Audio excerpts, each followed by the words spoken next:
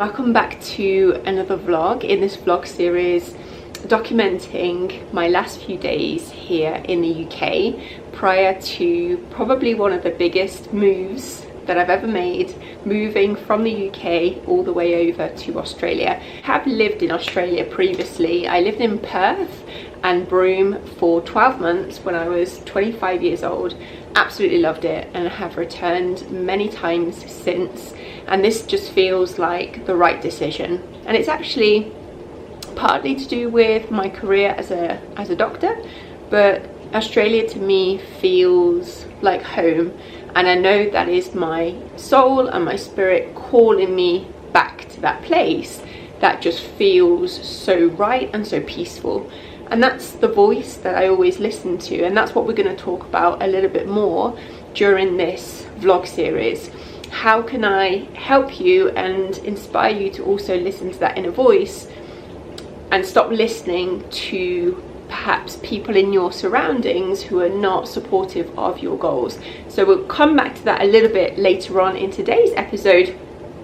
Yesterday when I posted episode 1, I said that we had 11 days until the big move, and actually it was 10, which makes today 9. So in 9 days from now I will be flying out, first of all to Greece for a holiday for 1 week, and then on the 11th of August I will be flying to the Gold Coast. I was looking at the itinerary yesterday, and I think when I was booking the flight I did feel intuitively guided to book this particular flight and this particular route, although logically it really doesn't make sense because I'm actually flying from London to San Francisco, and then San Francisco to Auckland, and Auckland to Gold Coast. So I'm kind of like going 10 hours in one direction to come back the same way. Felt intuitively guided to book that particular flight.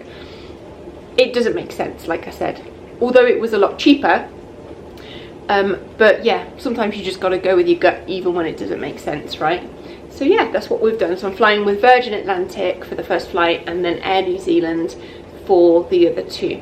Today I've got a very busy day ahead. I'm going to take you with me. First of all, I'm going to go to the gym. I'm going to do a double session today. So I'm going to do strength training and also a 40-minute cycling virtual class. And I forgot to tell you some really exciting and probably quite important news. I have finished F1 and I don't know why I forgot to tell you this when I was doing the vlog yesterday, but I have finished my first year as a doctor in the NHS here in the UK.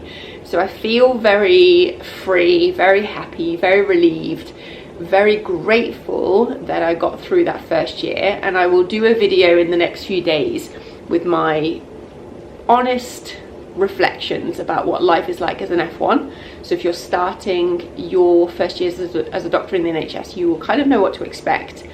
And it's not all bad. There have been some amazing times that I will always look back on and be grateful for, but it has been it's been harder than I thought it was going to be, let's put it that way. So welcome. If you'd like to follow this journey, subscribe to the channel, that would mean the world to me, and there are links in the description below if you'd like to watch any of my other videos. But for now, let's hit the gym. So in today's episode, I wanted to share something really important with you, especially if you have a huge life goal or a dream that is close to your heart, such as going to medical school as a non-traditional student or as a mature student.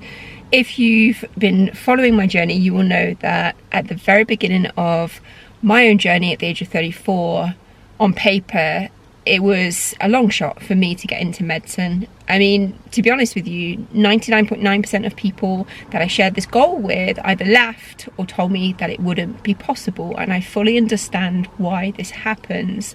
After many years of reflecting on this, I want to share what I've learned in the process and the mistakes that I made at the time to help you not make the same mistakes, but also to learn how to trust your own inner guidance. I do recognize how scary it can be when you're about to take that leap of faith, because I was in the same position. I was petrified. I was terrified of not making it to the end, and I didn't really know if I would be able to gather all of the resources, be, academically gifted enough to get through the degree.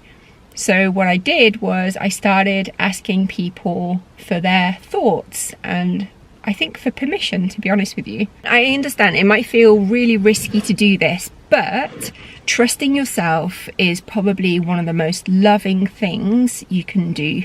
So I wanted to quickly cover why asking for permission can hold you back, how to connect with your inner voice, why people's advice is always shaped by their own experiences, how to navigate negativity with kindness, and I'll leave you with some journaling prompts and 5 practical tips to support your journey. So let's get into it.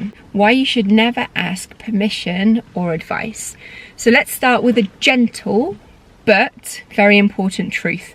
When we ask for permission or advice from others, what we get is always influenced by their life experiences. So everybody's perspective comes from a place shaped by their own joys, struggles, fears, and values. For example, somebody who's tried a path and faced challenges might worry for you and suggest that you avoid it. Not because the path is impossible, but because their experience has taught them caution. Or someone who tends to be careful might encourage you to be safe because that's what's worked for them. So just to clarify, this doesn't mean that their advice is not well-intentioned or coming from a loving place. It simply means that their view is limited by their own story and might not fully fit into your journey. Also, asking for permission gives your power away. It basically hands over to control to somebody else's fears, beliefs, and values.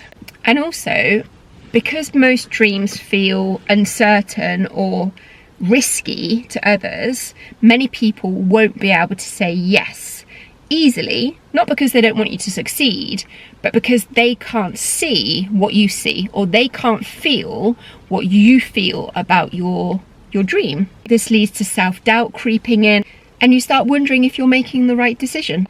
But the more you depend on others' approval, the more that doubt can grow. So remember that your dreams come from your heart and your vision, and honoring that is absolutely the kindest thing that you can do for yourself. Let's move on to part 2, how to listen to your inner voice. So how to listen to that still, quiet inner voice amid all of the noise.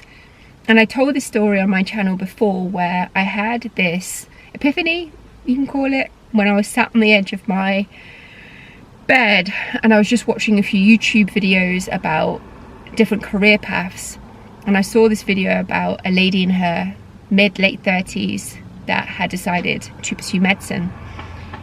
And again, it wasn't anything in my external world, it was just this subtle calling, this subtle knowing that that was my path. And I can't explain it very easily because it comes from the heart, it comes from just your intuition, like, okay, this is it, this is what I'm meant to do. And then everything in your life starts to make sense. All of the experiences that you've had up until that date, all of the difficult times, I don't know, everything just becomes clear in that one moment. And it's very easy after that to start doubting that intuitive voice, because there's nothing on paper that says, yes, this is what you're supposed to do. Your logical mind will give you a million reasons why you can't follow that path.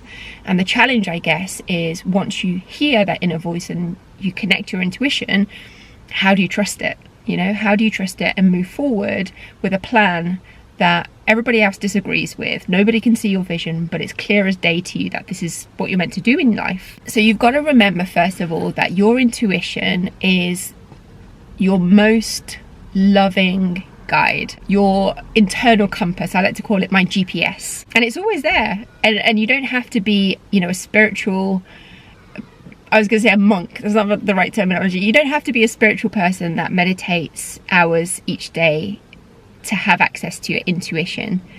It's always there, and it's just patiently waiting for us to listen. So here are some gentle ways for you to be able to connect to your intuition. First thing that we can do is we can create quiet moments. Turn off your phone, step outside, go for a walk in nature, disconnect, to your social media and just be still.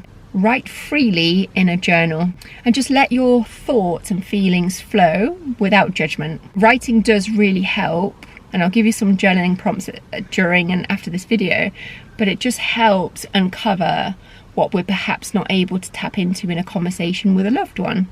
And you can ask yourself some really compassionate questions. What do I truly want for myself? What excites my heart and soul about this goal? What fears am I feeling, and what are they trying to protect me from? If nothing held me back, what would I choose to do? The next thing we can do is tune in to our body. Our body is always giving us signals about what is the right path for us. You can start to notice how our heart, our stomach, our entire body feels about our goal. If you sit in meditation or just in nature or quietly and just tune into your goal, think about what it would be like to have achieved that goal and notice how you feel. Your body often knows things before our mind does, so it's interesting to just tune in to our physical bodies and just start to take small steps that feel good to you. And just be patient with yourself, because listening deeply takes time and it takes practice. But every time you do, you strengthen your connection to your intuition. Why people will often tell you not to move forward. This is a difficult one, isn't it? It's so hard when people that you love tell you that you shouldn't move forward with your dream or your goal, and it really hurts because we expect that the people around us should always encourage us, and sometimes that's just not the case. We've got to remember that often their hesitations come from a place of care, even if we don't see that in the moment, and even if it doesn't feel that way. Most of the time they are coming from a place of love. Let me explain why. First of all, fear of the unknown. Again, we've got to remember that most people feel safe with what they know. Certainty is one of our biggest, most important human needs. So your dreams might feel really risky to them. They worry and they want to protect you from getting hurt. So again, it comes from a place of love. They could also be coming from their own past experiences. Somebody has faced setbacks. They might naturally want to shield you from similar struggles. Remember, their advice reflects their journey, not your potential. They may have different values. So what matters deeply to you may not matter to the person that you're asking advice from. They might prioritize stability or caution, which is absolutely okay. It just means that their guidance comes from a different place and it's not in line with your values.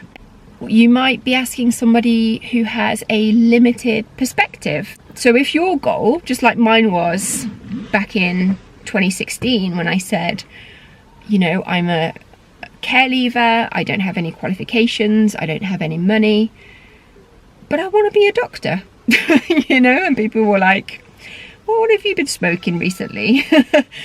And I knew in my heart that this was what I was meant to do with my life, but it didn't make sense to anybody. So you may have an unusual goal, just like I did, and they might just not see how it could work. If it's not been done before, then they're not going to see how it could work. So sometimes people can only imagine what they've already seen. So if another person approached them and said, I went to a private school, I have, you know, these grades, my parents are, you know, financially supportive, and I have done all of this work experience, my parents are doctors, blah blah blah. Of course it's easy to see how that could work for that person. So you have to understand that if they can't see it, then they'll probably won't be able to support it.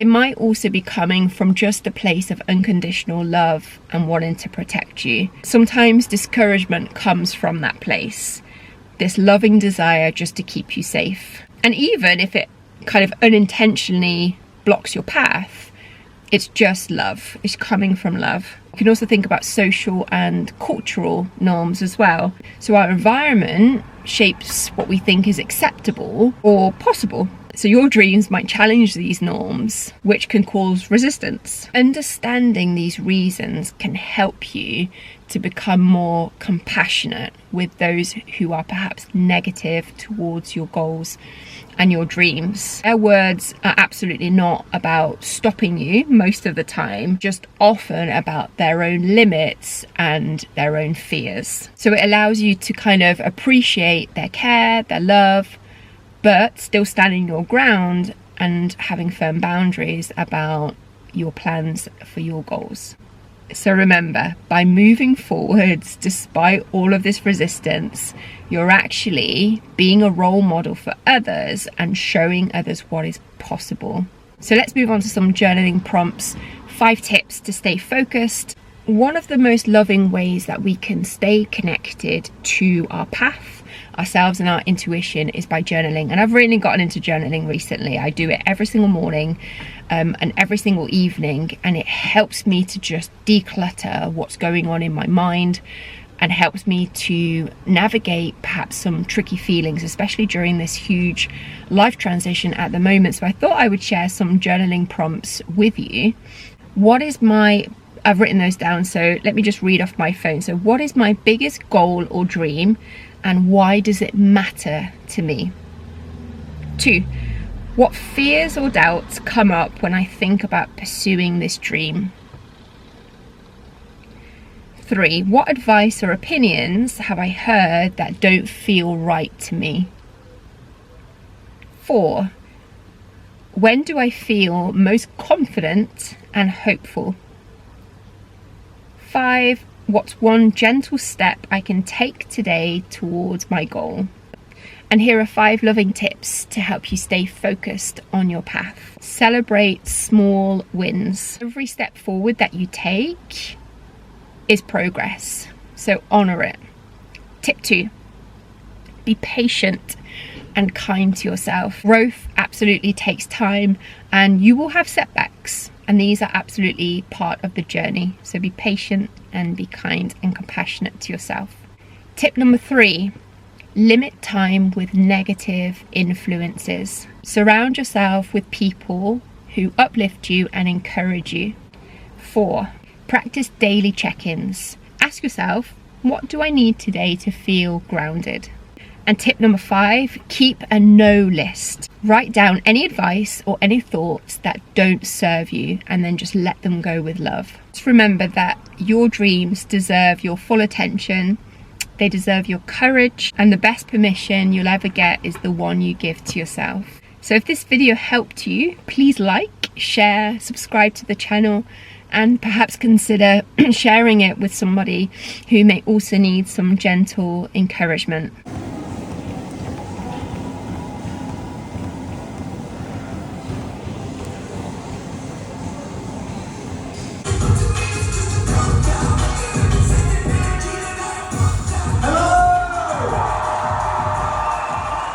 Welcome to ep 100!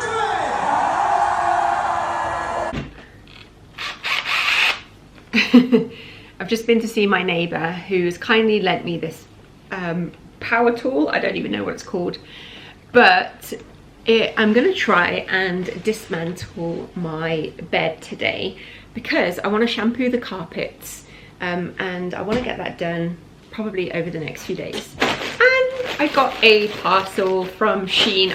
Nothing too exciting, to be honest, but yeah, I'll open it on camera.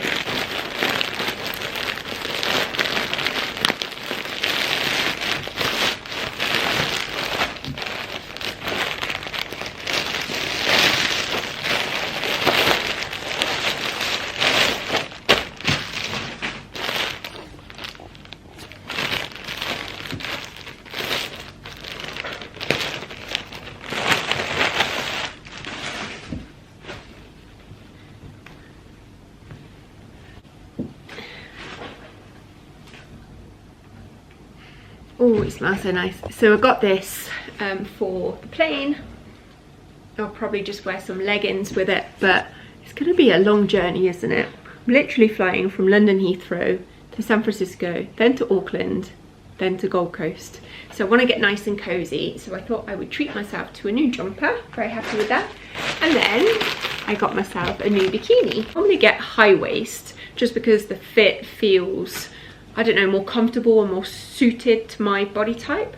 But I got this one. I love it so much. So yeah, I'm going to be wearing that in Greece. Tomorrow's going to be a busy day. I've got my landlord coming over in the morning at 8:30 to do a quick check to make sure that nothing needs repairing or painting before the next tenant moves in. And then I've got the British Heart Foundation coming anytime between 8 and 1 because I've decided to donate a few of my things rather than, you know, selling them for very little. It just didn't sit right with me to sell like this coffee table for £10.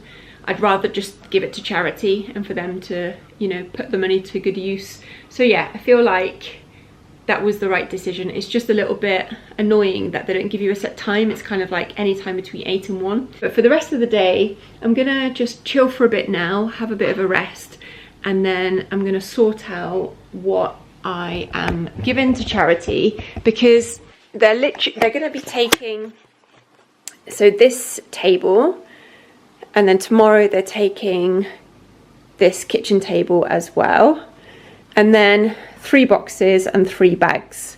So I'm going to give them 1, 2, 3. So pictures and glasses and things that are just not worth me taking to Australia. And then I've got a bag of clothes there, and then 2 bags with my sofa covers on. So I just need to sort out my clothes because I want to give them 3 boxes and then that bag and 2 more bags of clothes. I'm going to give my printer to my friend Simon on Monday, and then I've got all of these books as well that I need to sort through because there are some in here that I actually want to take to Greece and to Australia with me, even if it means that I take them and then leave them in Greece after I've read them. But I do love reading on holiday. So yeah, that's where I'm at. And then this is my, well, you can already see my closet is empty on this side. And then I've got all of these clothes in here to sort out. These are my suitcases. I just need to buy 1 more suitcase for the trip. And this is my bed that I need to dismantle probably later on today or tomorrow, so that'll be fun. Yeah, it's all becoming quite real now that I'm leaving this apartment. And you know, this apartment has been an absolute sanctuary for me and Clara, my cat, who is sadly no longer with us, but it's been such a nice place to live for 5.5 years. And I'll be really sad not to call this place my home anymore, but at the same time I just feel ready for something new. So I had good intentions this afternoon, but I even got my vlogging thing out, but I didn't film much after the last clip. So I'm going to leave the vlog here. I've just made myself some dinner, so I'm still using Prep Kitchen. This is chicken and ratatouille. Really, really lovely. So I'm going to just chill out. It's about 7 o'clock right now, and I'm getting up at 6:30 tomorrow because I've got a really, really busy day, and I'm going to vlog it for you guys. And then there'll be another topic on tomorrow's vlog. So I hope you're enjoying the journey so far.